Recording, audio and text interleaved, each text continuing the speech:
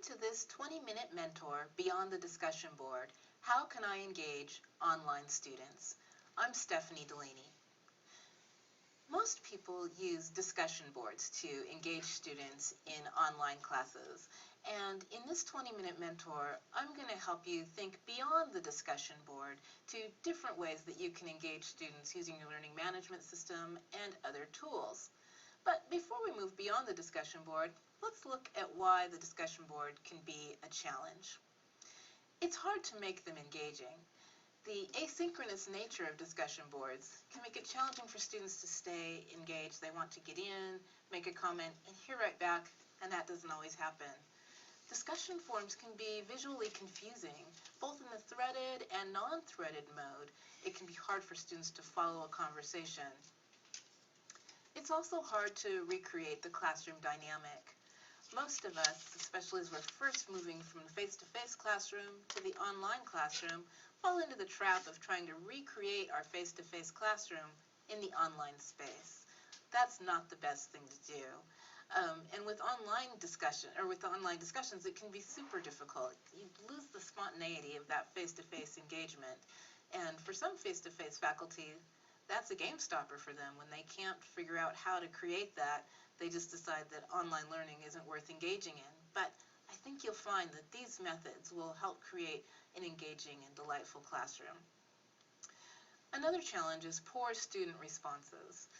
When the students just say, "I agree," or "she's right," or "good point," that's not really an engaging discussion. Teacher participation can also be a problem in discussion boards. Too much participation from the instructor can shut down conversation amongst the students. After all, if the instructor has spoken, what more is there to say? And not enough participation from the instructor makes the students feel abandoned. It's hard to establish that appropriate middle path. So now that we know what some of the challenges are of using the discussion boards, we can go on to looking at other ways to engage students. But first, let me help you address some of these problems with just 3 tips that will make the discussions that you do a lot better. Tip number 1, each question should have infinite answers.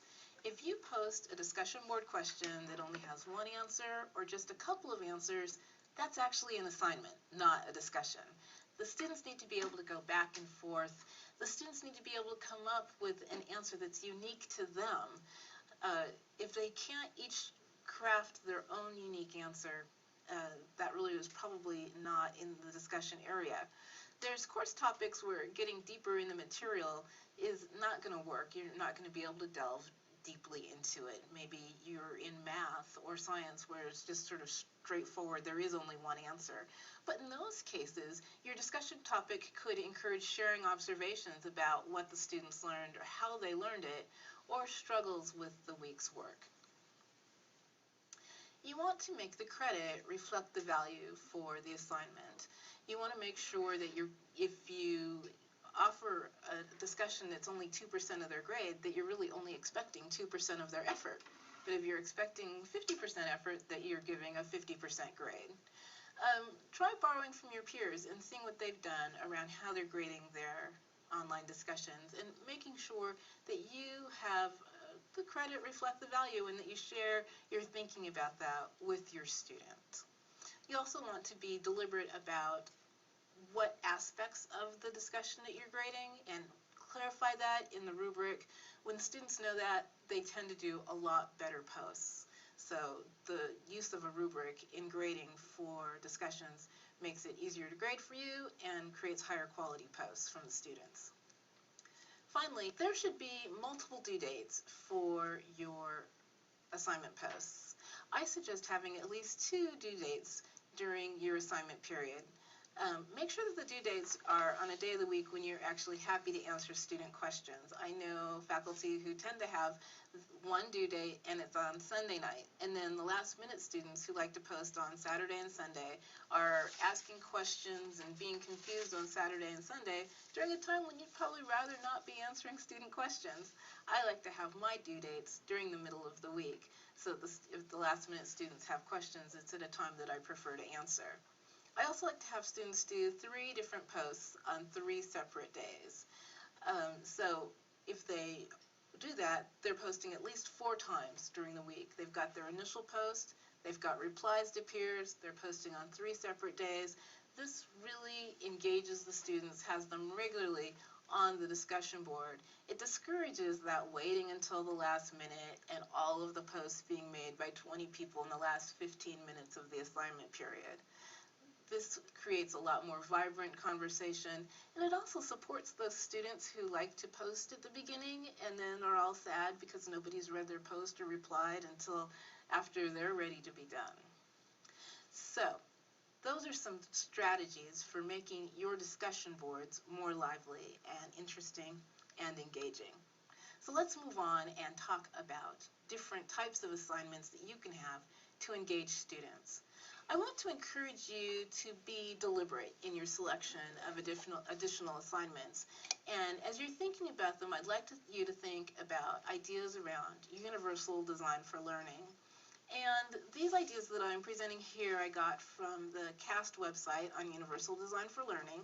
This is a great resource for thinking about UDL, and I've put a link to this information in your supplemental materials. When you think about Universal Design for Learning, you should do this with all of your assignments, but particularly with the discussion or with your engagement of students, because it really helps to get students where they are. You want to have multiple means of engagement so that the students can participate in ways that tap into their own interests. For example, discussions, or a think, pair, share, or a writing of responses, different ways for students to engage. The benefit is that it helps stimulate the interest in students, and it creates purposeful, motivated learners. You also want to have multiple means of representation, and this focuses on how you are presenting or representing the information to the students. In online classes, we write a lot of text, but you want to go on beyond that by having video and pictures and other things that engage the visual learner, and maybe have some assignments outside of the online classroom to benefit the kinesthetic learner. Anyway, the benefit is resourceful and knowledgeable learners. The third thing we want to think about in Universal Design for Learning is multiple means of expression, giving the students different ways to show that they've learned the material. For example, they might write an essay, or give an oral presentation, or do an interpretive dance. In fact, with some of my graduate students, I have them do a learning journal every week, and I allow them to present their learning journal in any way they want. They can speak it, they can sing a song. I've encouraged them to do interpretive dance, but nobody's done it yet. But I did in the last term have a student who posted a music video every week that she thought encapsulated the idea of the week's materials. I was always so amused by and impressed actually by the different music videos that she would pick, because they were always spot on and super fun. So having multiple means of expression allows the students ways to engage in the materials in ways that you might have never thought of, but really shows the student understood and learned the materials deeply. The benefit, of course, is strategic, goal-directed learners. There's less frustration on the student's part, on the teacher's part. Everybody's happy when you have incorporated UDL into your assignment selections. So keep these ideas in mind as we look at some of these ways to engage students. First way I'm going to suggest to you is collaborative document creation. And this is where you have the students work together on a document. Examples include annotated bibliographies, article summaries, web tours. You might have students create a style guide targeted towards a class writing project. You might have hybrid students do collaborative note-taking. All sorts of ways that students can work together on a single document. It's a little different than group work. I'll talk about group work in a few minutes. The students are just coming together around a single document. They may break up portions of it where each student takes a part of the assignment and one student sort of maybe pulls it all together to give it a cohesive look. There's lots of things you can do with collaborative document working. You want to give clear instructions when you're doing an assignment like this. Well, for all of these, but particularly with this one. Don't make the students use their cognitive load, their thinking, to try to figure out what it is you want them to do. You want all of their thinking energy to go into actually doing the assignment and thinking through the information about your course, not through, did they want us to write one paragraph or two? Should we double space? The more you're able to give them information and be clear on your instructions, the more they're able to think about doing the project itself. At the beginning, if you're doing an assignment like this at the beginning of the class, you may want to assign roles to the students, asking, this person takes the introduction or this person does this portion of it. How should you do it? There's lots of different tools in your learning management system often for doing collaborative documents. You can talk to your e-learning staff about that, or you might want to use a collaborative document tool like Google Docs or Etherpad. Both are super easy to use, and the advantage of Etherpad is you don't have to set up an account. So I mentioned I would talk a little bit more about group work, which is where students come together on a project. Students are often very afraid of group work online. Indeed, teachers are often afraid of group work online, and for good reason, because it can be hard to do well, but it is well worth the effort if it's an outcome of your class or if it's important to your program.